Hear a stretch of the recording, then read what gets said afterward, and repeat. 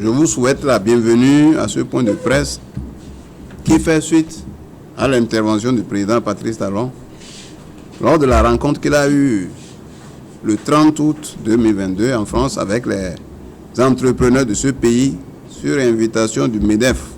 Donc le président, après avoir longuement soutenu la légitimité de sa remise en cause des acquis démocratiques au Bénin, en défaveur notamment des travailleurs, il affirmera en substance à la face du monde que le Bénin a changé et que tout va presque bien dans tous les secteurs. C'est pourquoi affirme-t-il que le Bénin est un oasiste.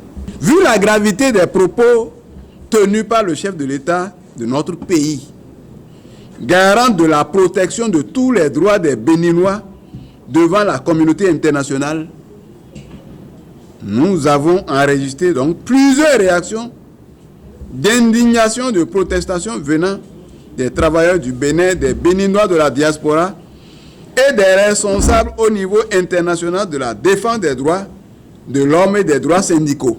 Même le directeur général de l'OIT, le Togolais Gilbert Ngo, est monté au créneau pour dénoncer les déclarations du président Patrice Talon et rappeler que rien ne remplace la négociation collective dans les rapports que l'employeur doit avoir avec les travailleurs. Les experts de l'OIT, sur plainte des confédérations centrales syndicales en 2019, le rapport des experts de 2021 a montré que le Bénin ne peut pas arracher à un secteur le droit de grève. C'est inadmissible, c'est même illégal. C'est la violation de la Convention 87 et 98. En tant que secrétaire général de la CSTB, j'ai voulu exprimer l'opinion des travailleurs du Bénin face à cet aveu de recul démocratique fait par le président du Bénin, dont les actes quotidiens montrent que le Bénin est désormais géré comme une entreprise privée et non comme un État démocratique. Aller jusqu'à dire qu'on ne peut pas gérer les relations entre employeurs et employés, de laisser l'employé, s'il est satisfait de l'employeur, lorsqu'il est satisfait du travailleur, qu'il double, qu'il triple son salaire. Mais que l'État vienne à travers une loi dire les relations qui doivent exister, que c'est mauvais. Et il invite le monde entier à le suivre. C'est scandaleux, c'est la honte même ça. C'est l'humiliation du Bénin, que ce soit notre président de la République qui parle ainsi. Et en France, écoutez quelques propos du président. Il dit le Bénin a changé. Le Bénin est en train de devenir une oasis en Afrique où les problèmes d'éducation, de santé sont en train d'être réglés à une grande vitesse. Fin de citation. Il s'adresse aux entrepreneurs de France. Venez investir au Bénin aujourd'hui. Vous avez l'électricité de qualité et avec possibilité d'une convention sur le prix. On peut vous vendre l'électricité moins chère qu'en Chine, au Bénin, aujourd'hui. J'ai un attachement particulier pour la France. Je ne parle que français. Je ne parle pas anglais. Je ne parle pas chinois. Je ne parle plus d'autres langues. Donc, il ne parle même pas le fond. C'est mon insuffisance. Mais je me sens bien quand je suis avec les Français. En plus, j'ai un patronyme qui ressemble au vôtre. Je m'appelle Talon. La justice fonctionne bien, beaucoup mieux que par le passé. Nous avons beaucoup assoupli la législation du travail. Je dirais même que nous avons dérégulé totalement l'environnement du travail. Et au Bénin, vous pouvez employer quelqu'un avec des contrats à durée déterminée indéfiniment.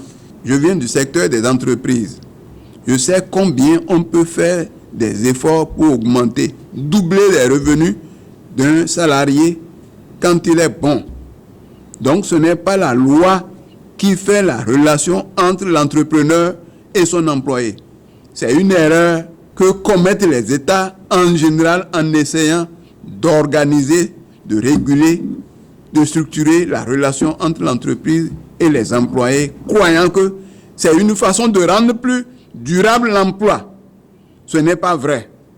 Ça n'a pas été facile parce qu'il fallait convaincre les partenaires sociaux, convaincre les parlementaires, Mais cela a été fait. Et nous avons une législation au Bénin qui n'a son pareil nulle part en matière de souplesse dans la réglementation du travail. C'est grave. On ne doit pas réguler les relations entre le travailleur et l'employeur. Alors que ailleurs, les gens réclament même le tribunal du travail. Lorsqu'il y a un problème entre un employé et un employeur, il faut nécessairement que le tribunal du travail intervienne parce que les problèmes ne sont pas tous les mêmes. Les juges du travail sont spécialisés dans ce domaine-là. C'est notre président qui parle comme ça. Quand je suis arrivé en 2016, nous avons eu une séance avec les partenaires sociaux au sujet des revendications des salariés du public et ils avaient des exigences démesurées. Et je leur ai dit, regardez dans l'assiette, on n'a pas les moyens de satisfaire vos exigences. Le Bénin est un petit pays. Nous collectons peu d'impôts. Il me dit non. Quand il commencera par avoir des morts dans les hôpitaux, dans les maternités, Monsieur le Président, vous allez céder. Je regarde et je dis, la séance est levée. C'était un lundi. Le mercredi, en conseil des ministres, je dis aux membres du gouvernement, je vais arrêter de tout faire. Les routes, les hôpitaux, on va mettre tout ça de côté. On va s'attaquer au problème syndical, au problème des grèves. Nous allons légiférer pour réorganiser le droit de grève. Voilà ce que le président dit. Désormais, au Bénin, la grève est interdite. C'est toujours lui qui parle. Dans les secteurs vitaux comme la santé, la police, les pompiers, tout ce qui concourt à la survie des concitoyens, c'est interdit. Dans les autres secteurs, la grève est limitée à 2 jours maximum par mois et 10 jours par an. C'est vrai. C'est un recul par rapport aux acquis démocratiques. Mais vous savez, moi, je n'ai pas l'ambition d'avoir une expression démocratique identique à la France. Vous suivez ce que le président dit. J'ai participé à toutes les séances de négociation avec les confédérations et centrales syndicales et avec le président. Et à aucune de ces séances, je n'ai entendu un responsable syndical dire au président de la République, quand il commencera par avoir des morts dans les hôpitaux, dans les maternités, Monsieur le Président, vous allez céder. J'ai avec moi, à ce point de presse, le secrétaire général du Centrasèche. Il est secrétaire général de la Fédération nationale des syndicats de la santé, FENAS, et il est aussi membre du collectif des syndicats de la santé que le président de la République a rencontré, je crois, en novembre 2017. Je vais lui donner tout de suite la parole pour qu'il nous dise quelle était l'ambiance de cette rencontre-là. L'opinion peut se demander si ce sont les syndicalistes du secteur de la santé qui ont prononcé cette phrase au chef de l'État. Et cela nous amène vraiment à voir les rencontres que nous avons eues avec le chef de l'État qui ont précédé le vote de la loi sur la grève. Le 11 novembre 2017, les syndicats du secteur de la santé ont été reçus en audience par le chef de l'État pour échanger sur les revendications. Et la dite rencontre a été une rencontre cordiale, ça a été une rencontre suffisamment médiatisée. Il n'y a pas de situation conflictuelle. L'ambiance était si bonne que on peut se demander qui peut amener quelqu'un dans une situation du genre à prononcer des phrases telles qu'on nous a dit. Parce que nous étions sortis de la rencontre un peu ragaillardis par rapport aux promesses, même si les choses n'étaient pas encore concrétisées. On n'était pas sortis avec l'envie d'avoir perdu la bataille que nous avions menée, puisqu'il y avait un protocole d'accord qui sanctionnait la séance et dans lequel on avait prévu, le gouvernement avait pris l'engagement de répondre favorablement à la majorité des points. Donc, il n'y avait pas du tout une situation qui pouvait amener les syndicats de la santé a dit dès qu'il y aura plus de morts, on allait faire fléchir le chef de l'État. Dès que nous avons entendu cette phrase, il y a les travailleurs, il y a les camarades à divers niveaux qui ont commencé par nous interpeller pour comprendre si c'est les responsables que nous sommes qui avions prononcé cette phrase-là et à quelle occasion. Les responsables du secteur de la santé n'ont pas prononcé ces phrases à l'une des séances de travail qu'on aurait eu avec le chef de l'État, tel que l'exposé a été fait. Juste après que l'intervention aurait dit cela, on a mis fin à la séance. Bon, nous, notre séance ne s'est pas terminée de façon brutale comme ça. Je crois que la presse était là. À la fin, il y a eu des photos de famille, il y a eu pas mal de débats. Des gens ont profité pour dire beaucoup d'autres choses. On est resté à échanger.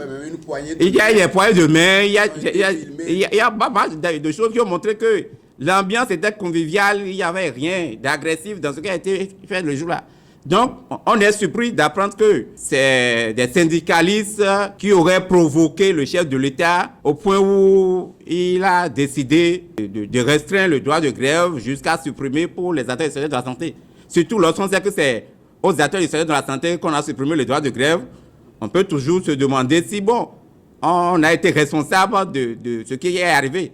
Mais nous, on ne se retrouve pas du tout dans cette provocation qui a pu avoir lieu à un moment donné, à la suite d'une rencontre. Au-delà de ça, nous avons toujours dit que les grèves dans le secteur de la santé n'ont jamais été organisées dans le but de faire du mal à nos parents. Ça a été toujours les moyens pour amener au dialogue. En réalité, si le secteur d'éducation se porte bien, les premiers à se réjouir, ça va être les acteurs même de l'éducation. Le 17 août passé, la Fédération des syndicats de l'éducation nationale était sortie pour un meeting. Et à l'affiche, il y avait à parler des conditions de vie et de travail, notamment des enseignants. Nous avons pris pour cible les enseignants, les 305 enseignants radiés. Et il y avait la question des enseignants dits aspirants. Ce ne sont pas seules ces questions-là. Il y a une question d'ordre transversal, qu'est la cherté de la vie, qui frappe de plein fouet tous les secteurs. Le secteur de l'éducation n'est pas à l'abri. Il y a la question de la formation des enseignants. On ne peut pas mettre des enseignants et qui ont la charge de former des enfants sans être formés. Il y a cette question qui est là. Il y a la question de la parution des actes. Je crois que c'est une question qui a été suffisamment agitée, mais qui reste et demeure. Et lorsque quelques actes, comme on l'appelle, sortent, il y a les incidences, il y a les rappels qui ne viennent pas. Les rappels sont gelés. Voilà tant de problèmes que nous vivons au niveau du secteur de l'éducation. La relecture des différents textes, ce que nous avons aujourd'hui comme statut particulier, c'est comme une camisole qu'on nous porte et qu'on a besoin de faire la relecture. Il y a il y a le programme même qui est enseigné. Vous le savez, la relecture des programmes d'études de l'enseignement primaire, un programme qui a besoin, n'est-ce pas, d'être relu. Donc voilà, aujourd'hui, il faut dire qu'au niveau du secteur de l'éducation, ça ne va pas.